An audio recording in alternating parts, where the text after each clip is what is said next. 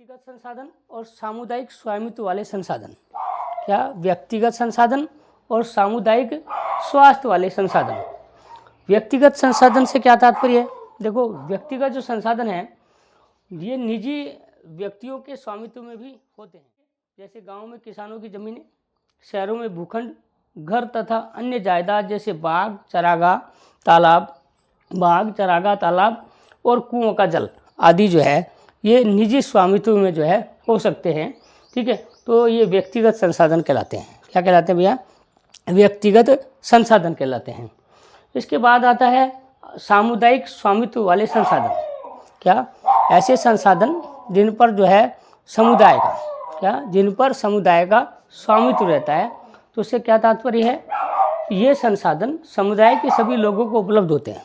तो समुदाय के स्वामित्व से क्या आशय है कि ये जो संसाधन हैं समुदाय के सभी लोगों को उपलब्ध होते हैं, जैसे चारण भूमि, शमशान भूमि, तालाब आदि जो होते हैं ये सब जो है समुदाय के काम आते हैं। ठीक है, नगरीय क्षेत्रों में सार्वजनिक पार्क हुए, पिकनिक स्थल हैं, खेल के मैदान हैं, ये सभी के लिए उपलब्ध होते हैं। तो ये जो है जितने भी अभी हमने पढ़े वो जो है सामुदायिक स्वामित्व वाले संसाधन कहलाते हैं। क्या कहलाते हैं? सामुदायिक स्वामित्व वाले संसाधन कहलाते हैं।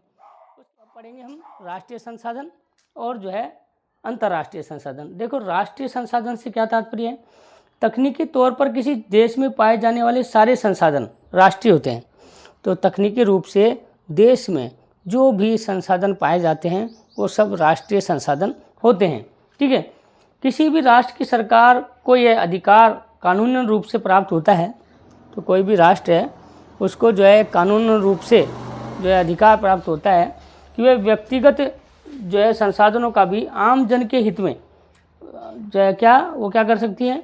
वो व्यक्तिगत संसाधनों को भी आम जन के हित में अधिग्रहित कर सकती हैं। क्या कर सकती हैं? अधिग्रहित कर सकती हैं। ठीक है, तो जो है जैसे समस्त खनिज पदार्थ, जल संसाधन, वन्य जीवन, राजनीतिक सीमाओं के भीतर समस्त भूमि और 12 समुद्री मील यानी कि 22.2 किलोमीटर तक महासागरीय क्षेत्र तथा इसमें पाए जाने वाले संसाधन राष्ट्र की धरोहर होते हैं। ठीक है, तो हमारा जो है राष्ट्रीय संसाधन। तो राष्ट्रीय संसाधन क्या है वो हमने पढ़ा। ठीक है, उसके बाद पढ़ेंगे अंतर्राष्ट्रीय संसाधन। देखो, तो कुछ अंतर्राष्ट्रीय संस्थाएं हैं जो संसाधनों को नियंत्रित करती हैं। क्या करती है? संसाधनों को नियंत्रित करती हैं। जैसे समुद्री तट रेखा से 200 समुद्री मील की दूरी, क्या जो है 200 समुद्री मील की जो दूरी होती है समुद्री तट रेखा से, इसे अपवर्जक आर्थिक क्षेत्र कहते हैं। क्या कहते हैं? अपवर्जक आर्थिक क्षेत्र कहते हैं। उससे परे उससे परे जो है खुले महासागरीय संसाधनों पर किसी भी देश का अधिकार नहीं होता है। तो खुले जो महासागरीय क्षेत्र हैं उस पर किसी भी देश का अधिकार नहीं होता है। ठीक है, और जो है इन संसाधनों को अंतर्राष्ट्रीय संस्थाओं की सहमति के बिना उपयोग नहीं किया जा सकता। भारत के पास अपवर्जक आर्थिक क्षेत्र से परे हिंद महासागर की तलहटी में मैग्नीज ग्रंथियों का खनन करने का अधिकार प्राप्त है। तो भारत के पास जो है अधिकार प्राप्त है कि वो जो है हिंद महासागर से जो है मैग्नीज का खनन कर सके। ठीक है।